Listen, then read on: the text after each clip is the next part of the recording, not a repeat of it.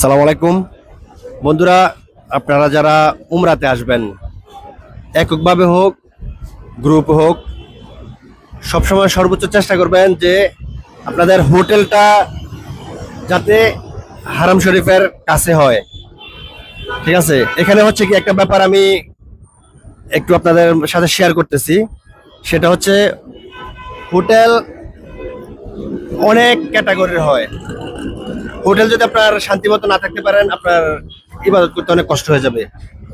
আমরা আছি এই হোটেলে, এটা হচ্ছে নাম্বার 1, এটা নামের, কিন্তু কাজের আমার কাছে মনে হয় নাই। তো এটা দোষটা আসলে মানে যারা পরিচালনা করতেছে তারাই। আমরা কয়েকবার কমপ্লেন করছি, এরা তেমন একটা আমলে নেয় না। হ্যাঁ, বলে যে করতেছে। এখন সমস্যা হচ্ছে আপনি দেখবেন যে এটার পরিষ্কার পরিচ্ছন্নতা কেমন, তারপর এখানে ইন্টারনেট সংযোগ আছে কিনা, পানি সাপ্লাই আছে কিনা, সেবা কেমন, সবকিছু একটু দেখবেন, বিবেচনা নেবেন। নেয়ার পর তারপরে সবকিছু এনশিওর করবেন, দেখবেন, দেখার পরে যদি ভালো লাগে তারপর নেবেন। নয়তো আমরা যে সমস্যাগুলো ফেস করছি ঠিক সেম এগুলাই আপনারাও ফেস করতে হবে। এটা হচ্ছে মিসফালা ইব্রাহিম আল খলিল রোড। এখান থেকে 20 থেকে 25 মিনিট মিনিমাম লাগবে হেঁটে যেতে হারাম শরীফে।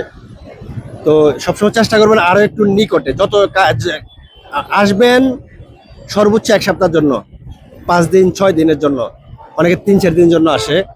যদি আপনারা দূরে নেন, যে উদ্দেশ্যে আসবেন সেই উদ্দেশ্য আপনার পূরণ হবে না। নামাজ আপনি হারাম শরীফের টাইম মতো নামাজ পড়তে পারবেন না। আর বিশেষ করে আসলে রোজাতে আসতে চেষ্টা করবেন। এখানে ওই প্রান্তে হচ্ছে হারাম শরীফের রোড, এটা স্ট্রেট ওইখানে গেছে। রোজাতে আসলে সওয়াব বেশি আর ইবাদত করে মজা পাবেন। প্রচুর মানুষ, প্রচুর লোকের সমাগম। তো যারা আসবেন এই ব্যাপারগুলো একটু ক্লিয়ার হয়ে আসবেন। আমরা অনেকেই আছি, একজনের সাথে কথা বলে এদের মতামতটা জানতে চাইবো, কি পরিষেবা বা কেমন ফ্যাসিলিটির হোটেলে উঠবেন সেই ব্যাপারটা নিয়ে। আসসালামু আলাইকুম। ওয়ালাইকুম আসসালাম ওয়া রাহমাতুল্লাহ। জি ভাই, কেমন আছেন? আছি আলহামদুলিল্লাহ। ভাইয়ের নাম? মোহাম্মদ আবু জাহেদ। মোহাম্মদ আবু জাহেদ। মোহাম্মদ আবু জাহেদ। দেশের বাড়ি কোথায় ভাই? দেশের বাড়ি চট্টগ্রাম। জি জি। আচ্ছা, এখানে হোটেলের পরিষেবা কেমন বা আপনার পরামর্শ কি, মতামত কি?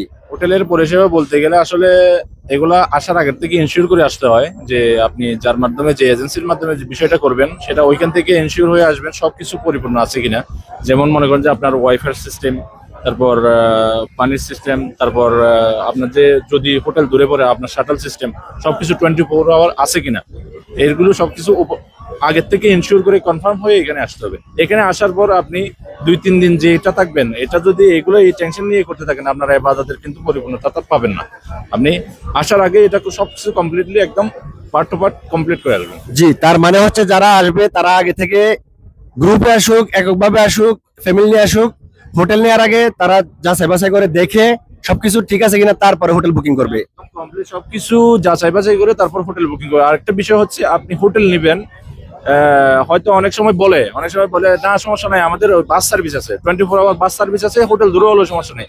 আসলে আমি বলবো 24 আওয়ার না, যদি এখানে যদি বিমান সার্ভিসও থাকে, বাস সার্ভিসও থাকে, বিমান সার্ভিসও থাকে, তারপরে আপনি 5 ওয়াক্ত নামাজ যদি হারাম শরীফের ভিতর পড়তে চান, তাহলে অবশ্যই আপনি কাছে নেবেন। মানে মূল কথা হচ্ছে যত হারাম শরীফের যত কাছে নেওয়া যায়, টাকা 2 টাকা বেশি যাক। 2 টাকা কোনো ফ্যাক্ট না, টাকা কোনো বিষয় না। আপনি টাকা বেশি আর কম এটাই যদি হিসাব করেন, যদি দূরে নেন, আপনি নামাজটা যদি 5 ওয়াক্ত এখানে নামাজ না পড়তে পারেন, তাহলে বিষয়টা কেমন কেমন লাগলো না? আসলে ইবাদত করার জন্য 2-4 দিনের। ওকে ভাই, ধন্যবাদ। আসসালামু আলাইকুম। अस्सलाम वालेकुम। वालेकुम अस्सलाम रहमतुल्लाहि व बरकातुहू। भाई का नाम? मोहम्मद गुफरान। भाई किधर का? मैं इंडिया से हूँ भाई। इंडिया। इंडिया कौन सा एरिया? मैं इंडिया उत्तर प्रदेश से हूँ। उत्तर प्रदेश।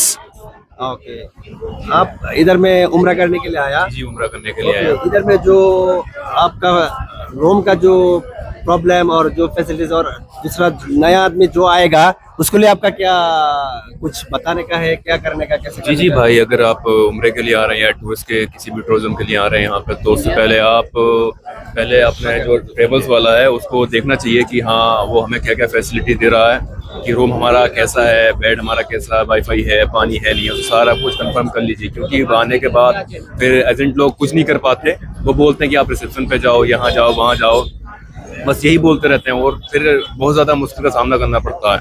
तो इससे बेहतर ये है कि सबसे पहले आप उससे कंफर्म करें कि अगर बेहतर है तो ठीक है, नहीं तो बिस्मिल्लाह। तो मतलब आप कह रहे हैं इधर में पर्सनल आएगा और फैमिली का साथ आएगा और ग्रुप आएगा, वो आने रूम का लेने का पहले बात करके देख के अगर अच्छा फैसिलिटी वाला है तो बस लेने का, और जितना करीब ले सकता है वो अच्छा है।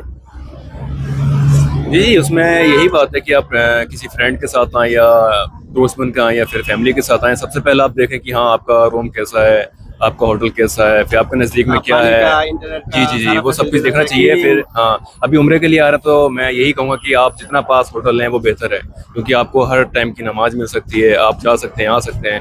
क्योंकि यहाँ पर ट्रेवल्स का जाने के लिए, आने जाने के लिए बहुत कष्ट है, यानी कि परेशानी बहुत ज़्यादा पड़ता है। और रोजा अभी तो रमजान है, वो थक जाएगा। जी जी जी, वो तो थक ही जाएगा बंदा कि यहाँ से वहाँ तक का सफ़र करेगा।